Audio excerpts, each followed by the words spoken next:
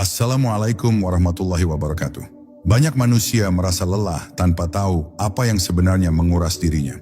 Tubuh masih bergerak, ibadah masih dilakukan, aktivitas dunia terus berjalan, tetapi hati terasa berat, gelisah dan sunyi. Seakan ada sesuatu yang kotor di dalam, namun sulit disentuh oleh logika. Di tengah semua itu, ada satu anugerah yang terus menemani sejak lahir hingga detik ini, tetapi jarang disadari sebagai pintu penyucian jiwa. Nafas terus keluar dan masuk tanpa henti, bahkan ketika manusia lupa kepada dirinya sendiri. Ia hadir tanpa suara, tanpa tuntutan, tanpa syarat. Namun justru di sanalah rahasia besar disembunyikan. Banyak orang mencari ketenangan keluar, padahal pintu paling dekat menuju kesucian hati berada sedekat hembusan nafas itu sendiri. Nafas sebagai tanda kehidupan ilahi. Nafas bukan sekadar proses biologis yang menjaga tubuh tetap hidup. Ia adalah tanda bahwa Allah masih mengizinkan kehidupan mengalir dalam diri manusia. Setiap tarikan nafas adalah izin, dan setiap hembusan adalah rahmat. Tanpa nafas, seluruh kekuatan, ilmu, dan rencana manusia runtuh dalam sekejap. Namun karena nafas datang dengan begitu setia, manusia sering lupa bahwa ia adalah anugerah paling dasar dari langit. Di balik kesederhanaannya, nafas membawa pesan ketuhanan yang sangat dalam. Ia tidak bisa dipercepat sesuka hati tanpa konsekuensi, dan tidak bisa dihentikan tanpa kematian. Ini mengajarkan bahwa hidup bukan sepenuhnya berada dalam kendali manusia. Nafas menjadi saksi bahwa ada kekuasaan yang mengatur ritme kehidupan dengan presisi yang tidak bisa ditiru oleh makhluk manapun. Ketika nafas disadari sebagai pemberian, bukan kepemilikan, hati mulai belajar rendah. Kesombongan perlahan kehilangan pijakan, karena manusia menyadari bahwa bahkan satu tarikan nafas pun bukan hasil usahanya. Dalam kesadaran ini, hati mulai retak dari kerasnya klaim diri, dan celah itu menjadi pintu masuk cahaya ilahi. Syariat memandang nafas sebagai bagian dari amanah hidup. Selama nafas masih ada, kewajiban kepada Allah masih berlaku. Namun lebih dalam dari itu, nafas juga menjadi pengingat bahwa kesempatan untuk kembali selalu terbuka. Selama dada masih bergerak, pintu taubat belum tertutup. Ini bukan sekadar konsep, tetapi realitas yang hidup di setiap detik keberadaan manusia. Banyak kegelisahan batin lahir karena manusia bernafas tanpa kesadaran. Nafas yang seharusnya menenangkan justru ikut membawa beban pikiran, ketakutan, dan ambisi duniawi. Ketika nafas dipenuhi oleh kecemasan, hati ikut mengerut. Dari sinilah kotoran batin mulai menumpuk, bukan karena dunia itu sendiri, tetapi karena cara hati berinteraksi dengannya. Nafas yang tenang melahirkan hati yang lapang. Sebaliknya, nafas yang tergesa melahirkan jiwa yang mudah terbakar. Inilah sebabnya para ahli jalan ruhani sangat menjaga adab batin terhadap nafas. Mereka memahami bahwa kualitas nafas mencerminkan keadaan hati, dan keadaan hati menentukan jarak batin dengan Allah. Pada tahap ini, manusia belum diminta melakukan apapun yang rumit. Cukup menyadari bahwa nafas adalah tanda kehidupan ilahi yang terus bekerja dalam dirinya. Kesadaran sederhana ini menjadi fondasi awal penyucian jiwa. Dari sini, perjalanan akan bergerak perlahan dari kesadaran lahir menuju kejernihan batin, setahap demi setahap, seiring nafas yang terus mengalir tanpa henti. Hati sebagai wadah cahaya dan kegelapan.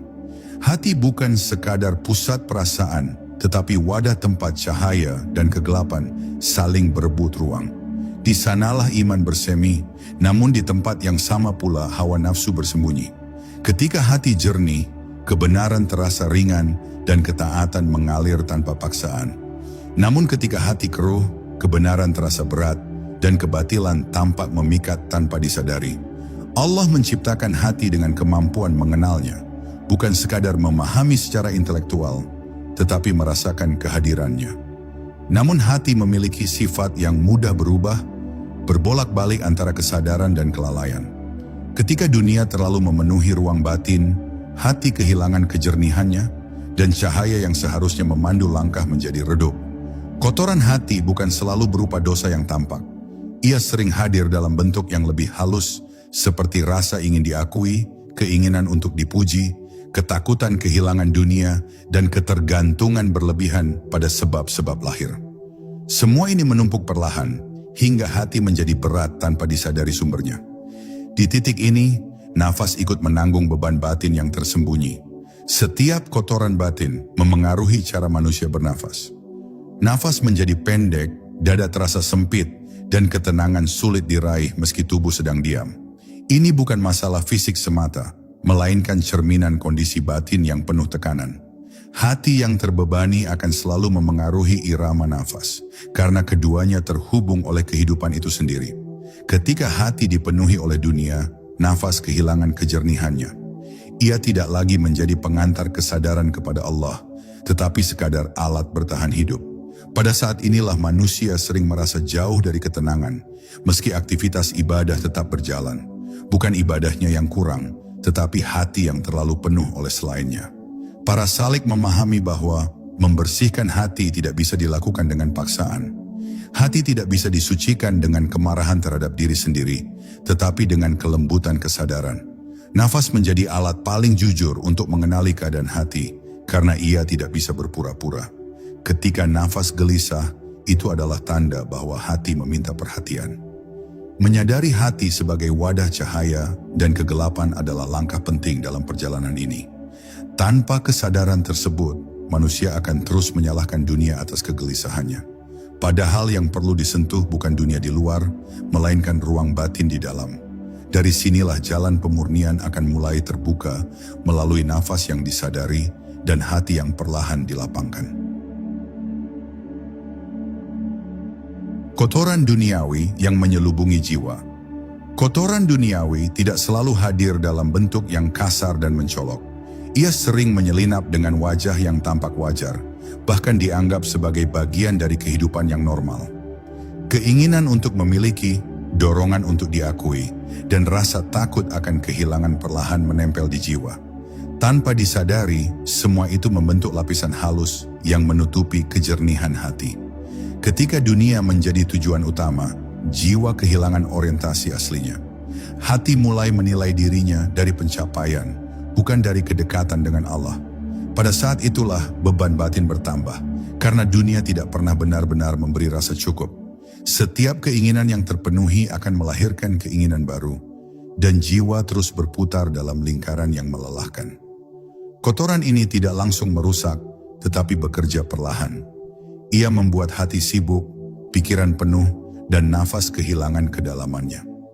Manusia masih bisa tertawa, masih bisa beribadah, tetapi di balik itu ada kegelisahan yang sulit dijelaskan. Jiwa merasa terasing, seolah jauh dari rumah sejatinya, meski tubuh berada di tempat yang aman. Salah satu tanda kuat kotoran duniawi adalah hilangnya kehadiran saat bernafas. Nafas berjalan otomatis, tanpa rasa, tanpa kesadaran. Saat inilah hati benar-benar terhijab, bukan karena Allah jauh, tetapi karena jiwa terlalu sibuk menatap keluar. Nafas yang seharusnya menjadi jembatan justru menjadi saksi kelalaian. Keterikatan duniawi juga membuat hati mudah terluka. Pujian membuatnya terbang, celaan menjatuhkannya. Keadaan batin naik dan turun mengikuti penilaian manusia. Ini adalah tanda bahwa jiwa telah menggantungkan ketenangannya pada sesuatu yang rapuh. Dalam kondisi seperti ini, kesucian hati sulit bertahan lama.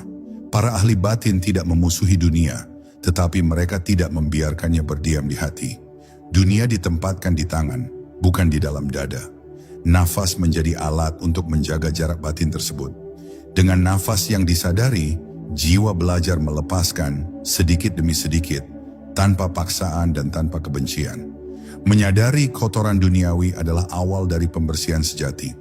Bukan untuk menyalahkan diri, tetapi untuk kembali jujur pada keadaan batin. Ketika kejujuran ini hadir, nafas mulai berubah. Ia menjadi lebih lembut, lebih dalam, seakan jiwa mulai dibersihkan dari beban yang selama ini dipikul tanpa disadari. Nafas sebagai jembatan antara jasad dan ruh. Nafas adalah satu-satunya gerak dalam diri manusia yang berada di antara kesadaran dan ketidaksadaran. Ia bekerja tanpa diperintah, namun bisa disadari ketika hati mulai hadir. Inilah yang menjadikan nafas sebagai jembatan halus antara jasad yang tampak dan ruh yang tak terlihat. Melalui nafas, kehidupan ruhani berinteraksi dengan dunia fisik tanpa terputus.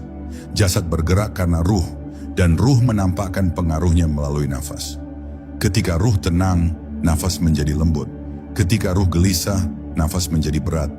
Hubungan ini sangat erat, sehingga perubahan kecil dalam kesadaran nafas dapat menggetarkan seluruh keadaan batin. Para penempuh jalan menyadari bahwa menjaga nafas sama dengan menjaga pintu ruh. Allah menciptakan nafas sebagai sarana penghubung yang paling adil. Ia tidak memerlukan tempat khusus, waktu khusus, atau kondisi tertentu. Setiap manusia memilikinya, baik yang sadar maupun yang lalai.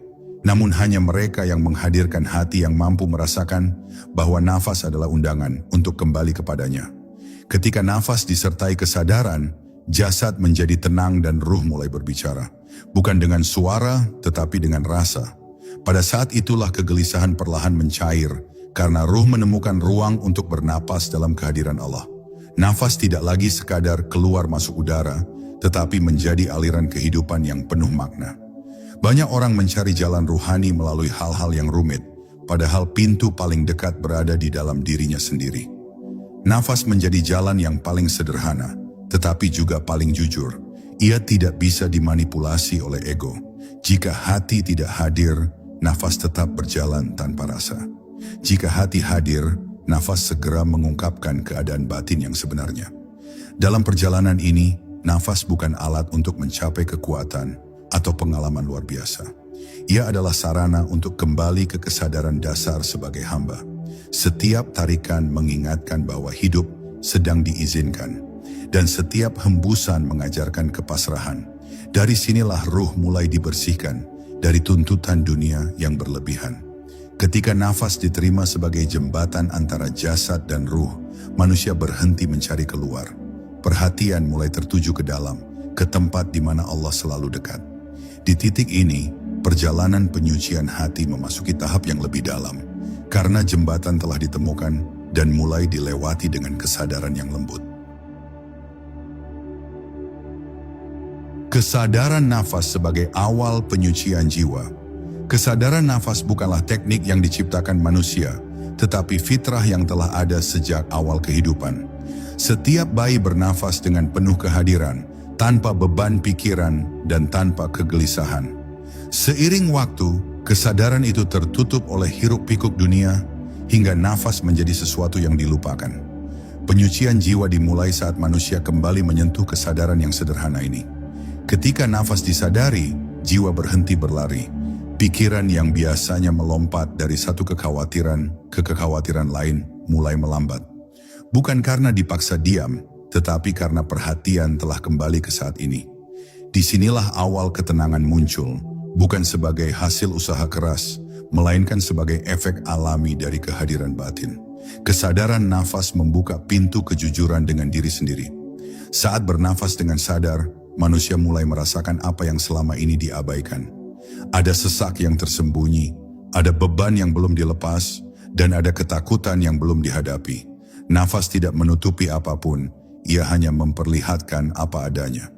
Dalam kesadaran ini, hati mulai dibersihkan tanpa disadari caranya. Setiap tarikan menghadirkan kehidupan, dan setiap hembusan membawa pelepasan. Jiwa belajar bahwa tidak semua hal perlu digenggam. Banyak beban batin ternyata hanyalah hasil dari keinginan untuk mengontrol sesuatu yang bukan miliknya. Allah tidak meminta manusia menyucikan diri dengan cara yang memberatkan. Ia menghadirkan jalan yang lembut dan dekat. Kesadaran nafas adalah bentuk kasih sayangnya, karena melalui nafas manusia dapat kembali kapan saja, di mana saja. Tidak ada jarak, tidak ada syarat, selain kehadiran hati yang jujur. Seiring kesadaran ini tumbuh, nafas menjadi lebih dalam dan tenang. Tubuh merespons dengan relaksasi, dan hati mulai merasakan kelapangan. Ini bukan pengalaman mistis yang berlebihan, tetapi keadaan alami jiwa yang kembali pada fitrahnya. Pada saat inilah penyucian berlangsung tanpa tekanan. Kesadaran nafas adalah pintu pertama yang harus dijaga. Jika pintu ini dibiarkan terbuka dengan lembut, cahaya akan masuk dengan sendirinya. Jiwa tidak perlu dipaksa menjadi suci, karena kesucian adalah keadaan asalnya. Nafas hanya mengingatkan kembali apa yang selama ini tertutupi oleh kelalaian duniawi. Nafas dan zikir batin yang menghidupkan hati. Zikir tidak selalu hadir dalam bentuk suara dan lafaz. Ada zikir yang lebih dalam, lebih sunyi, dan lebih jujur, yaitu zikir batin yang mengalir bersama nafas. Ketika nafas disadari dalam kehadiran Allah, hati sebenarnya sedang berzikir tanpa kata. Inilah zikir yang tidak terputus, karena nafas sendiri tidak pernah berhenti selama hidup masih berlangsung. Zikir batin melalui nafas tidak membutuhkan irama tertentu atau hitungan yang rumit.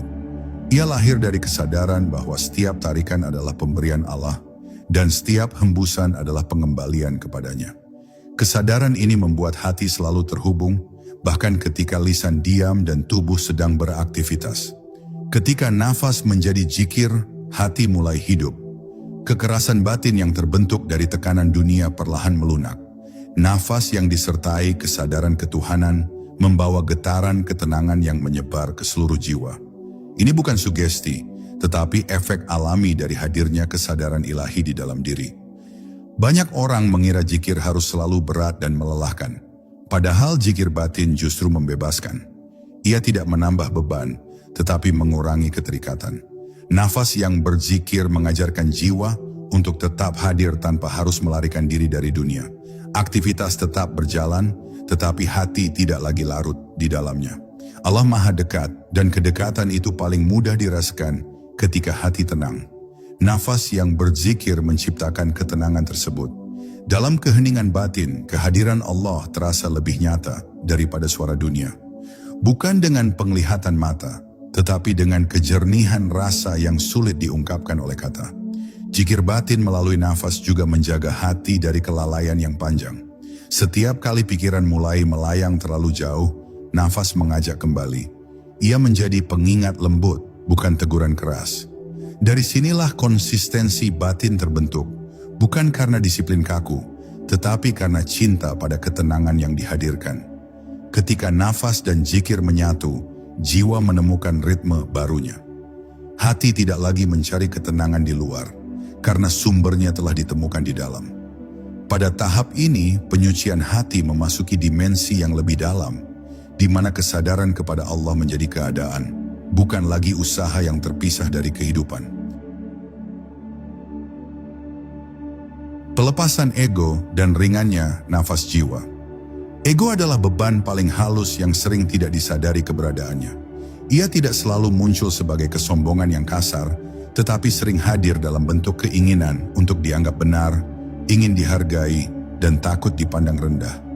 Selama ego memegang kendali, hati sulit merasakan kedamaian yang sejati, karena ia selalu sibuk mempertahankan diri.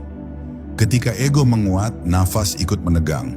Dada terasa sempit, tarikan menjadi pendek, dan hembusan terasa berat. Ini bukan kebetulan, karena ego hidup dari ketegangan. Ia tumbuh dari perlawanan terhadap kenyataan dan penolakan terhadap ketentuan Allah. Nafas menjadi cermin jujur yang memperlihatkan seberapa kuat ego menguasai batin. Pelepasan ego tidak terjadi melalui perlawanan langsung.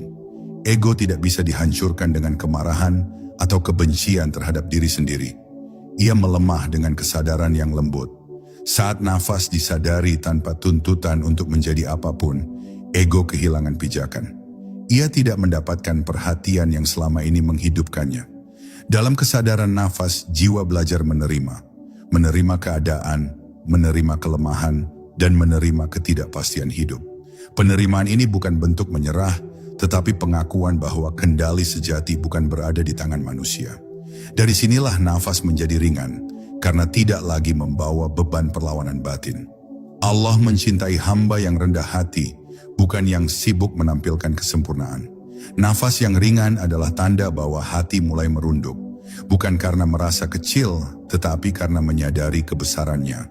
Ketika kesadaran ini tumbuh, ego secara alami menyingkir, tanpa perlu disingkirkan. Ringannya nafas membawa dampak yang luas.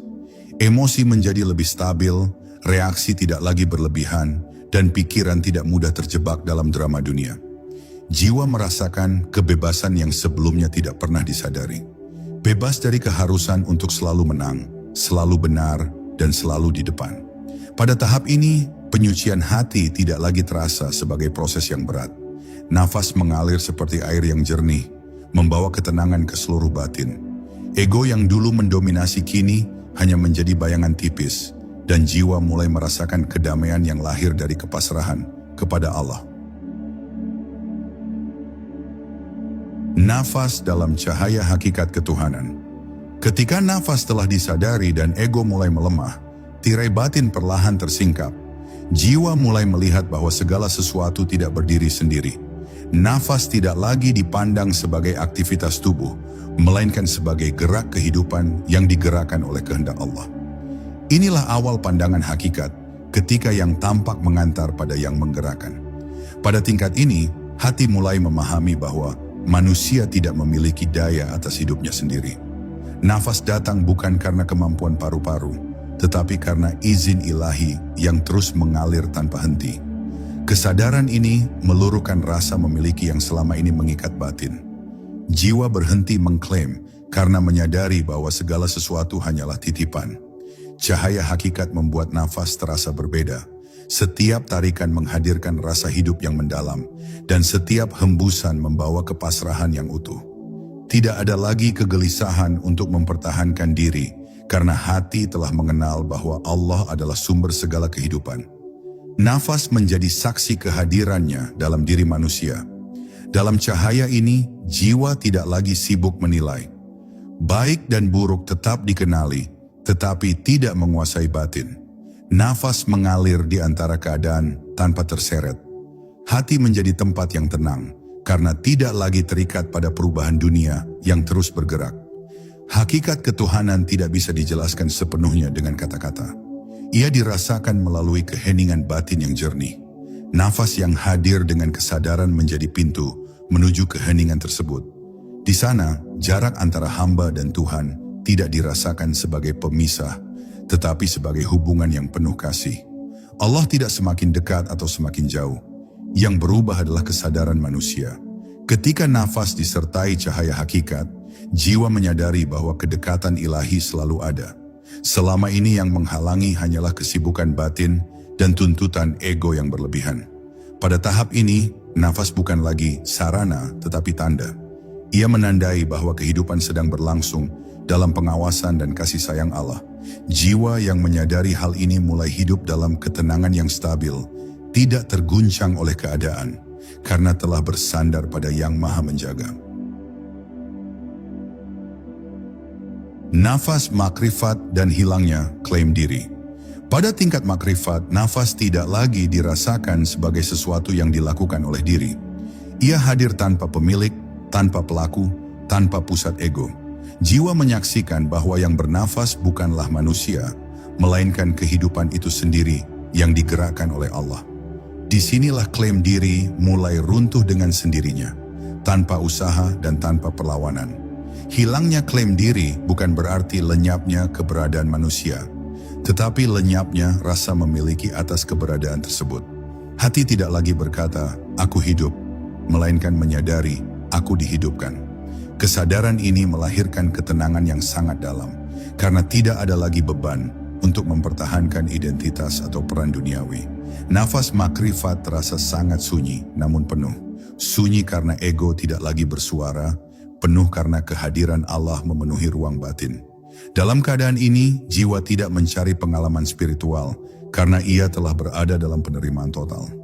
Tidak ada yang ingin dicapai karena segala sesuatu telah berada pada tempatnya. Pada tahap ini, zikir tidak lagi terasa sebagai aktivitas, ia menjadi keadaan. Nafas mengalir sebagai kesaksian batin bahwa Allah adalah sumber hidup, gerak, dan diam. Tidak ada jarak antara kesadaran dan kehidupan, karena keduanya telah menyatu dalam pengakuan yang jujur dan utuh. Makrifat melahirkan adab yang sangat halus. Hati menjadi rendah tanpa merasa rendah, tenang tanpa merasa suci.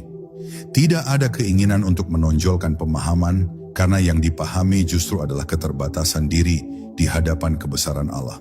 Nafas yang mengalir lembut menjaga keadaan ini tetap stabil. Dalam keadaan ini, dunia tidak ditinggalkan, tetapi tidak lagi mengikat. Aktivitas berjalan sebagaimana mestinya, namun batin tetap berada dalam keheningan. Nafas menjadi jangkar yang menjaga kesadaran tetap hadir, meski tangan bekerja dan lisan berbicara. Inilah keseimbangan antara hidup di dunia dan hadir bersama Allah. Nafas makrifat mengajarkan bahwa puncak perjalanan bukanlah pencapaian, melainkan pelepasan. Bukan penambahan pengetahuan, tetapi pengosongan klaim. Ketika klaim diri hilang, yang tersisa hanyalah kepasrahan yang jernih, dan dari situlah kehidupan dijalani dengan ketenangan yang sejati.